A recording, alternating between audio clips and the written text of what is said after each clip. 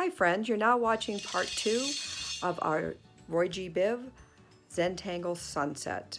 Part 1 was the painting of our sunset, and part 2 is going to be creating our pattern and our texture for our landscape.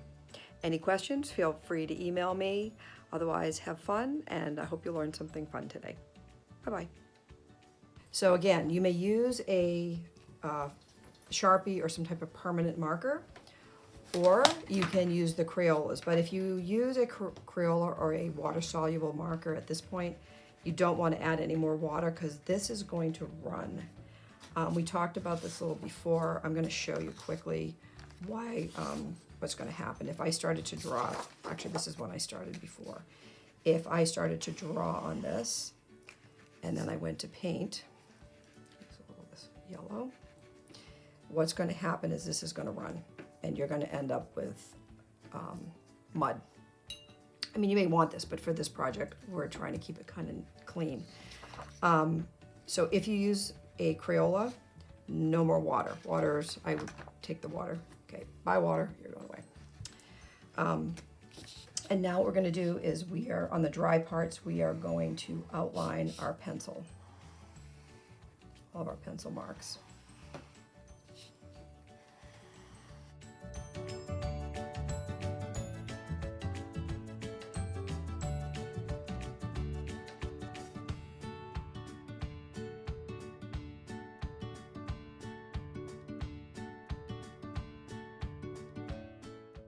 While that's drying, I'm going to leave the sun alone for a minute. I'm going to show you a couple of sheets that are in the Google Doc. You have a link to the Google Doc. There's a couple of sheets that will show different patterns that you can use in your drawing to help create some of that pattern and texture in the hills. In the Google Doc, I have added a couple of pattern example pages for you to use as a reference, which have different types of line patterns that you can use in your hills to create some interest. You can pick any of these. You can come up with some of your own. There's also a blank sheet that has all the squares. So as you're experimenting and drawing, if you find a pattern you love, then you can add it into one of these squares and keep it in your portfolio of fun textured patterns to work with. So now I think this is pretty dry. Yep, it's dry. I'm gonna do my sun, and I'm just gonna outline this guy.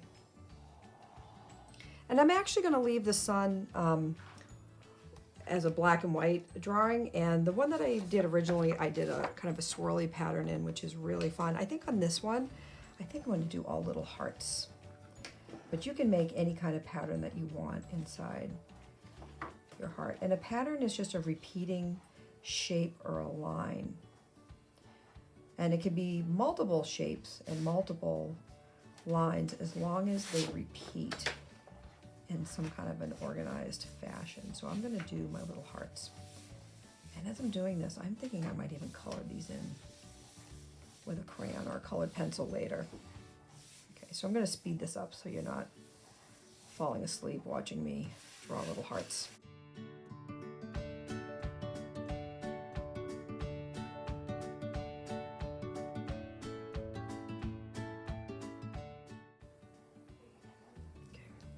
All right, so I had a boo-boo on that one, but that's okay.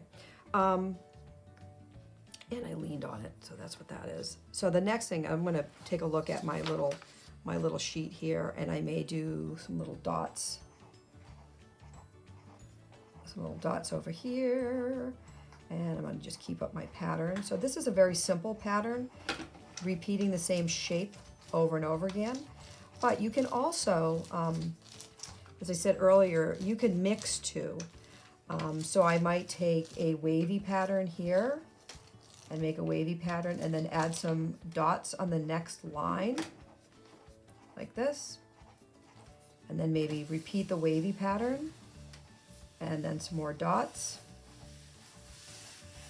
So you can combine one or two or three different shapes or lines to create a pattern within each shape. So each one of these little hills or little shapes that we created are going to have some kind of a pattern in them to create some interest. So I'm going to keep working.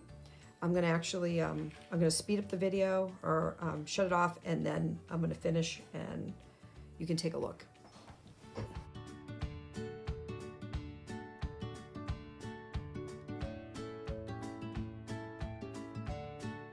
All right, so I'm down to my last one, which I think I'm going to make a kind of like a checkerboard.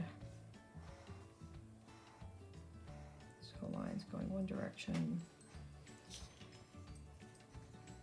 I'll make it kind of, here we go. And I'm going to turn this around. Oh, I'm upside down. I just want to straighten out my, darken this up a little bit. Okay. And I may leave it this way, but I'm really thinking I want to color in my little hearts, but I can't use the watercolor because I have gone over this with the Crayola marker rather than the Sharpie. So if I do use watercolor, this is all going to just blend together and turn black. So I may just color in my hearts in like a nice little, maybe a little.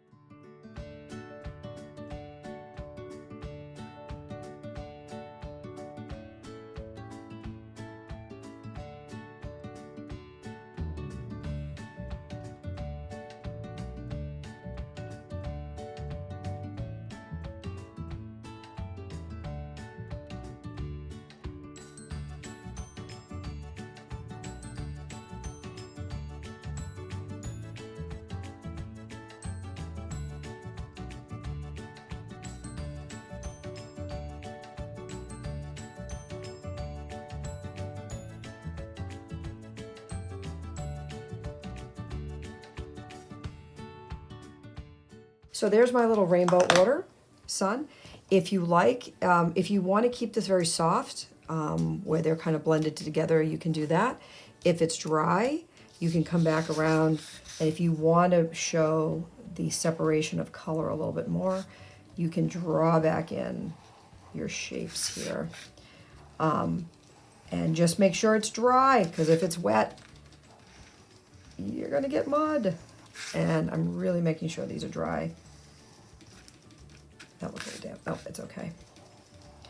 I had put more water than I anticipated, so it's, some of these are a little, they ran a little bit. Ah! My hand. See what I did? Leaned on it.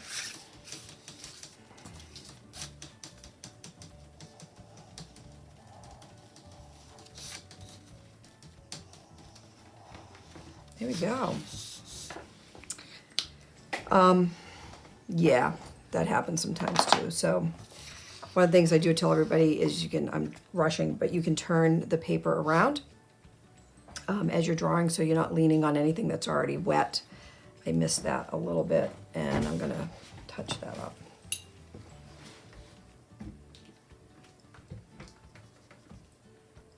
I leaned right in it.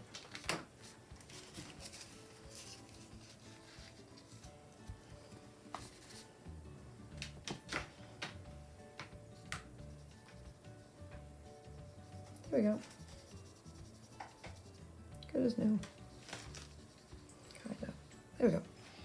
Okay, so there's my sunset with my little rainbow sun and the rays coming off, and for extra interest, a little pattern on the bottom. So look in the Google Doc for the pattern examples. There are 2 sheets and a blank sheet for you to add your own, just for reference. You can keep it with your color wheel and the color wheel that you made, so that if you have to go back and look for some ideas, some inspiration sheets, they'll be in your packets. And don't forget to sign your work. Oh yeah, don't forget to sign your work, so we know it's yours. Enjoy. Let me know how you do. Send me your pictures, and we'll see you later. Bye, everybody.